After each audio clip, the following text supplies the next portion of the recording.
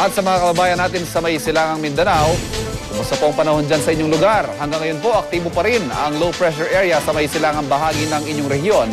At para sa kompletong weather update, kausapin natin si Ginong Alzar Aurelio, weather forecaster ng Pag-asa. Alzar, magandang hapon, si Ivan ito. Magandang hapon po, Ivan. Alzar, may low pressure area. Saan eksakto ito?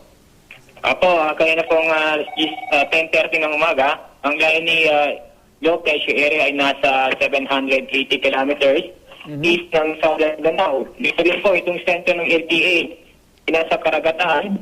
Pero yung kanyang kaulupan ay nasa bandang kalupaan na, sa bandang Mindanao at sa eastern part ng Visayas. Malaki ba ang chance, Alzar, na maging bagyo ito? Mababang chance na ito maging bagyo dahil po sa malakas po hangin sa paligid ng LPA o low pressure area.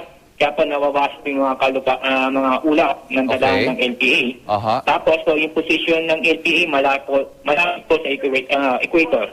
Mabuti naman kung gano'n, pero anong magiging impact niyan? Anong magiging epekto sa lagay ng panahon sa may bahagi ng Southern Mindanao?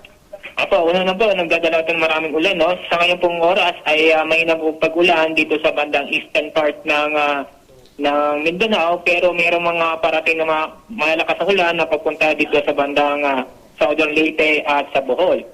Kaya po, inaasahan po natin na babala po dito sa eastern part ng Mindanao, kahit po mahinang ulan, pero maging alerto po tayo. Dahil maraming ulan na maaaring ibagsak itong LPA o low pressure na maaaring magdulot ng landslide plus flood. At binan po silang bahagi ng Visayas tulad ng Bohol, Cebu, Negros Provinces at Siquijor ay maramdaman din itong low pressure area, pati na rin ang tela ng cold front. Kaya po magkakaroon po ng mga pag-uulan. Maaari po mayang madaling araw po. Alzar, yung mga lugar na nilindol dito sa Negros Oriental, makakaranas din ba sila ng malakas sa pagulan? Opo, tama po kayo.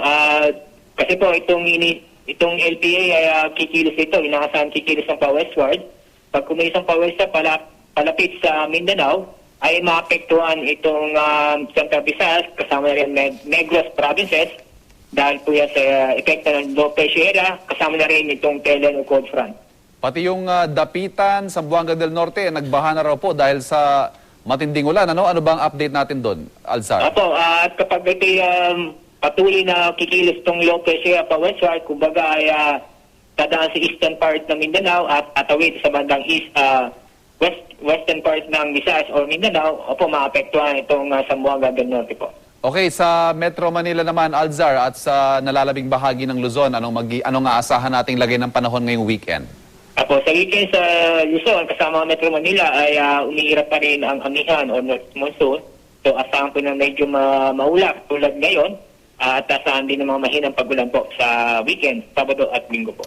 Alzar, maraming salamat. Si Alzar Aurelio, weather forecaster ng Pag-asa.